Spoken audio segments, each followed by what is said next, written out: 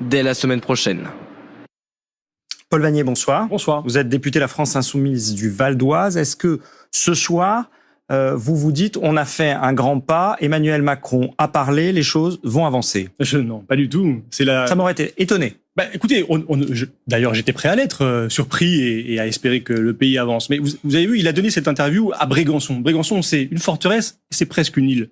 C'est un président déconnecté qui ne dit rien des grands problèmes de cette rentrée. Pas un mot sur la situation de notre hôpital public avec des urgences dont on sait qu'elles sont fermées en ce moment même. Pas un mot sur la rentrée scolaire avec plus 11% du prix des... Il y a quand même un grand mot sur la rentrée scolaire. On pourra parler de ce qu'il dit de l'école, mais il ne dit rien de la rentrée et des difficultés très concrètes auxquelles sont confrontées en ce moment même les familles. Et puis je dirais, il a laissé faire, on va dire quand même qu'il a laissé faire à Elisabeth Borne, qui s'exprimait aujourd'hui chez nos confrères de France Bleu et qui a parlé de pouvoir d'achat. Elle a dit notamment que les impôts ne seraient pas augmentés.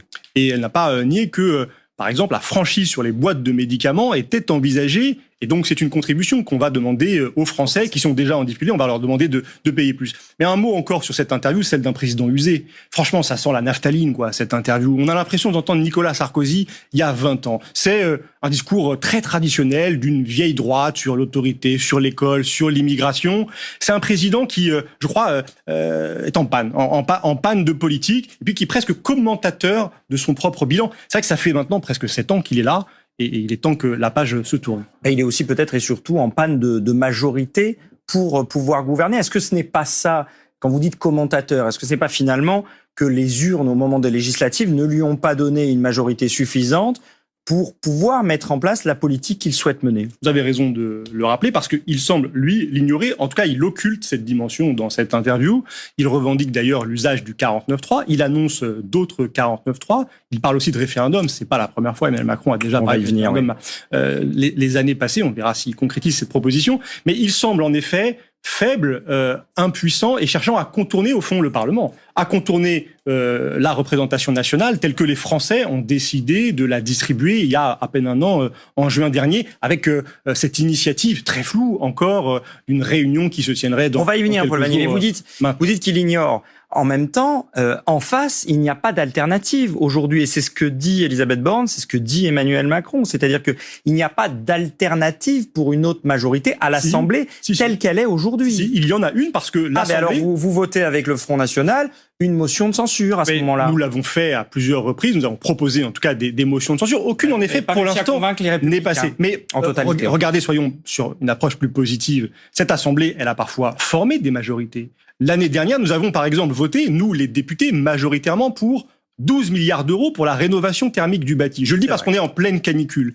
Et que cette décision majoritaire, votée par les députés, a été effacée par un 49.3. Si elle avait été confirmée, si elle s'était mise en œuvre depuis un an, nous ne serions pas dans la situation extrêmement dure que vivent les Français, parce que des choses auraient été engagées. Nous aurions, dans les bâtiments publics, dans nos hôpitaux, justement, qui font face au manque de soignants et à la canicule en même temps, nous aurions mis en œuvre des mesures. Donc vous voyez que, par moment, des majorités peuvent être trouvées, et le pays peut d'alternative, il n'y a pas d'alternance crédible aujourd'hui sans une nouvelle élection éventuellement. Ce qu'Emmanuel Macron n'envisage pas pour le moment. Paul Vannier, du coup, il y a des majorités au cas par cas, c'est ce que vous nous expliquiez sur certains sujets, des fois avec la droite, des fois avec la gauche, c'est vrai, des fois avec les écologistes.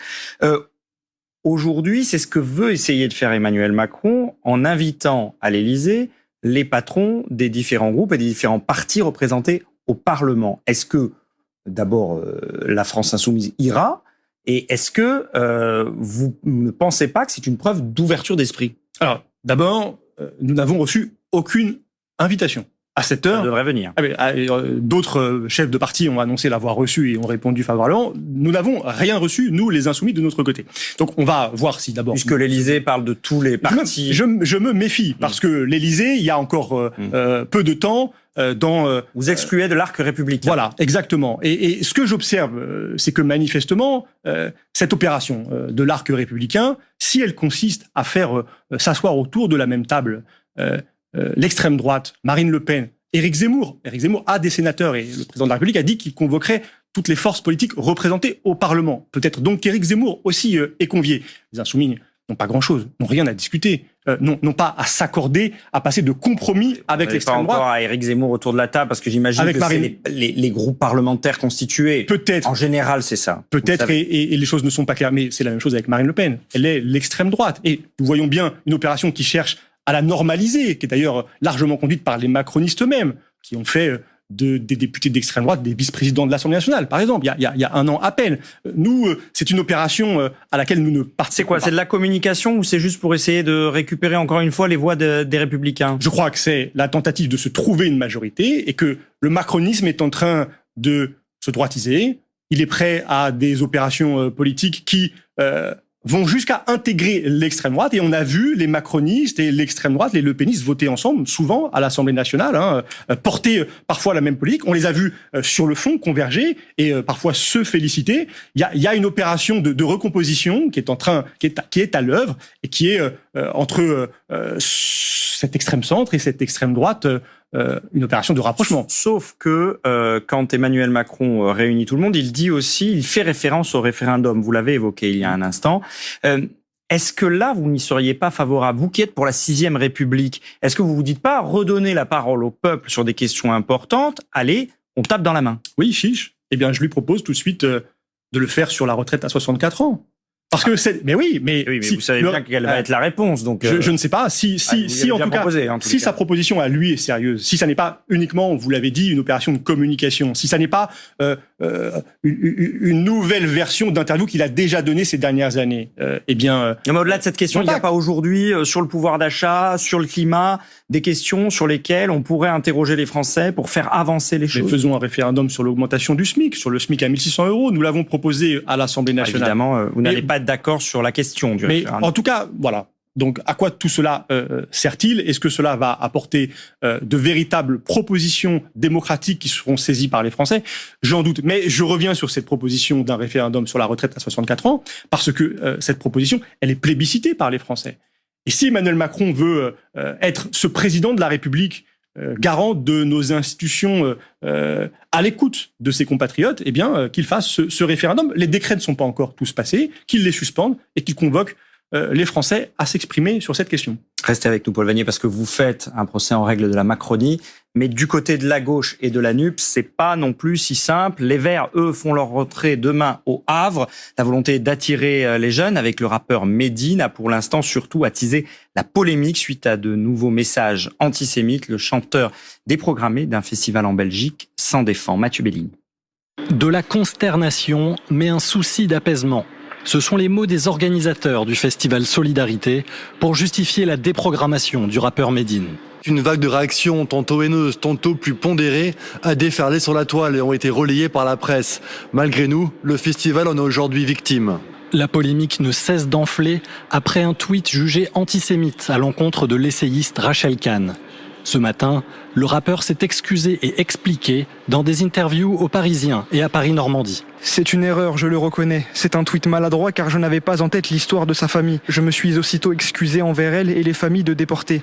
L'antisémitisme est un poison, je le combats depuis longtemps. Ces propos n'ont pas suffi à apaiser la gauche, qui se déchire autour de sa présence demain aux universités d'été d'Europe Écologie Les Verts et samedi à celle de la France Insoumise. Sur ce coup-là, nous assumons, et j'assume que nous ayons fait une erreur. De l'inviter. Que nous ayons fait une erreur. Et je veux vous dire, le problème, c'est pas Medine, c'est nous. On badine pas avec l'antisémitisme. D'autres assument et dénoncent une instrumentalisation. Medine a été victime depuis plusieurs jours d'une cabale ignoble menée par l'extrême droite, main dans la main avec les macronistes. Medine n'est pas antisémite. Medine est un rappeur engagé qui a fait des textes et qui a chanté que l'antisémitisme était un cancer dans notre société, qui s'est toujours engagé contre toutes les formes de discrimination. De son côté, la majorité appelle à l'annulation de la venue du rappeur.